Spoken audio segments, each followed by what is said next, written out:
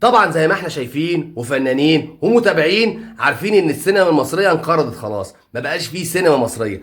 خلي بقى اللي قاعدين على الكراسي دول اللي خللوا عليها، اللي ضيعوا هيبه الفن المصري، اللي ضيعوا الفن المصري كامل، يتبسطوا لان خلاص ما بقاش عندنا سينما، والسينما بتاعتنا راحت في خبر كان بسبب الناس اللي قاعده ملهاش 30 اي لازمه، ولا بتفهم في السينما اصلا، ولا ليها تاريخ في السينما اصلا. هما مالهمش تاريخ، فهيعمل لك تاريخ ازاي؟ فاقد الشيء لا يعطيه. فالدنيا بتخرب معانا في السينما وبتخرب معانا في الدراما، لدرجه ان الناس اللي شغاله في السينما كلها وشغاله في الدراما، الناس اللي هي المصورين والفنيين وكل الناس الحلوه ديت اللي شغال منهم الشله بتاعتهم، والباقي والله العظيم اللي فتح له سوبر ماركت، اللي جاب مكنه شحن قاعد بيشحن للناس، الدنيا باظت. وانا مش هسكت، انا هحاول اجيب حقي، لان انا من الناس الفنانين دي اللي قعدت في بيوتها واشتغلنا حاجات اخرى غير الفن، هم قاعدين ينحتوا في التورتيه بتاعتهم، فانا مش هسكت لهم، مش هسيبهم، انا هديهم على دماغهم وهديهم بالجزمه القديمه.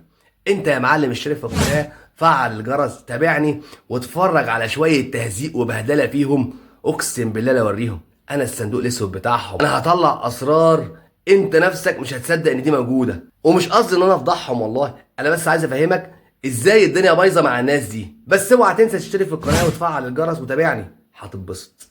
سلام عليكم.